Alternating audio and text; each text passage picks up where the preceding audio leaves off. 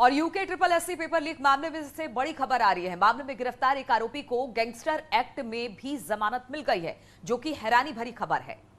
आरोपी दिनेश चंद्र जोशी को पंतनगर से गिरफ्तार किया गया था और दिनेश जोशी पर पेपर लीक के साथ ही दरोगा भर्ती घोटाले में भी शामिल होने का आरोप है और दिनेश जोशी को पेपर लीक मामले में पहले ही जमानत मिल चुकी थी, जबकि आज गैंगस्टर एक्ट में भी जमानत मिल गई है, जिसके बाद एसटीएफ की कार्रवाई पर सवाल खड़े हो रहे हैं, क्योंकि कई लोगों को अब तक जमानत मिल चुकी है और अब गैंगस्टर एक्ट में भी जमानत मिल रही है।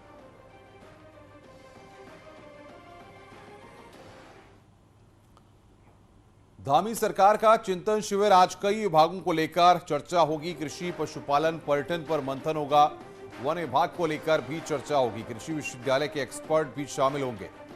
उत्तराखंड को अग्रणी राज्यों में शामिल करने का खाका तैयार होगा। नीति आयोग के औद्योगिक सलाहकार भी इसमें मौजूद होंगे।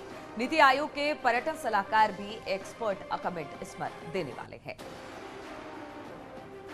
तो नीति आयोग के एक्सपर्ट शामिल होने वाले हैं। किस तरह से उत्तराखंड को विकास के रास्ते पर आगे लेकर जाना है, इसी को लेकर आज कई एक्सपर्ट शामिल होंगे इस चिंतन शिविर में। आज कई विभागों को लेकर चर्चा होने वाली है। खासतौर पर कृषि, पशुपालन, पर्यटन पर मंथन होगा।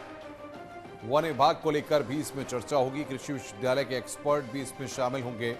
उत्तराखंड को अग्रणी राज्यों में शामिल करने का खाका यहां पर तैयार किया जाएगा। नीति आयोग के औद्योगिक सलाहकार भी इसमें मौजूद रहेंगे। नीति आयोग के पर्यटन सलाहकार भी अपने एक्सपर्ट कमेंट यहां पर देंगे। तो आने वाला दशक उत्तराखंड का रहने वाला है और इसी को लेकर अब विकास का एक पूरा खाका तैयार किया जाएगा। इस चिंतन शिविर में हर एक क्षेत्र, चाहे वो कृषि हो, उद्योग हो, हर मुद्दे पर चर्चा होगी। साथ ही साथ नीति आयोग के एक्सपर्ट भी यहां पर पहुंचेंगे और अपनी अपनी राय यहां पर रखेंगे कि किस तरह से उत्तराखंड को विकास के रास्ते पर आगे लेकर जाना। और बातचीत करने के लिए भारती सकलानी हमारी संवाददाता हमारे साथ सीधे जुड़ रही हैं। भारती, उत्तराखंड को विकास के पथ पर धामी सरकार आगे ले जा रही है और इसी दिशा में आज ये चिंतन शिविर का भी आयोजन हो रहा है। कौन कौन से लोग इसमें शामिल हो रहे हैं और क्या तैयारियां वहां पर हैं?